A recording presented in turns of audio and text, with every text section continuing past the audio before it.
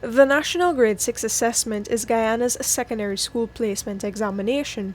It tests four subject areas: mathematics, English language, science, and social studies, and it is written by children aged 10 years old, on average. The Minister of Education, Priya Manikchan, however, said that this assessment places a significant amount of pressure on young children and alternatives are being considered. NGSA is something we have to we have to write. Not because we want to test children and find out who's bright and who's not, as Dr. Hudson said. It's a placement exam. We have to find out where to put children.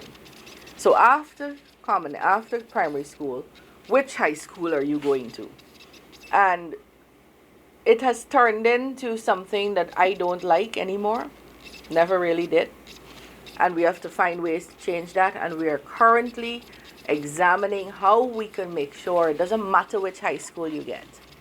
It does not. In this government, I am telling you, we are closer rather than further from the place of saying to you, it doesn't matter which high school you get.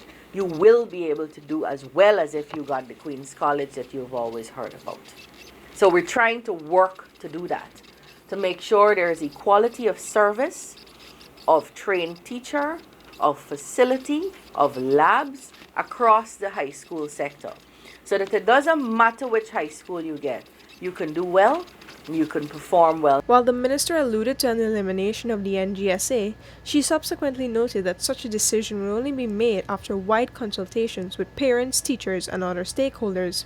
She explained to the newsroom that the focus will be on providing quality services to students, regardless of which school they attend. We're looking at ways that we can be friendly to children, even as we keep the formal education system going. Testing children on one single day and having their future decided based on that day when they're 10 years old is hard. And it might not be the most child-friendly thing we can do. Now, I don't want to make pronouncements now about what we will replace that with, if anything at all, but we are in the process of examining how we can place students in secondary schools that are all equal. So that's the whole selling point here, that the secondary schools have to provide equal type of education.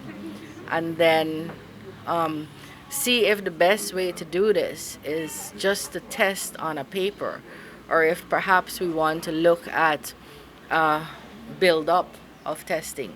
It's not we haven't decided one way or the other. It's a conversation we're having, not idly, very robustly.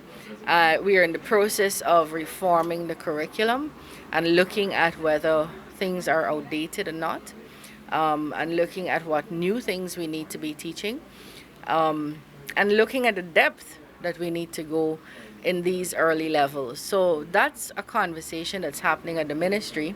As you know, it won't be a conversation that stops at the ministry. So we'd have to have a wider type of consultation in and around these issues. While speaking at the event on Friday, the minister also alluded to the possible halting of the grades 2 and 4 assessments as well.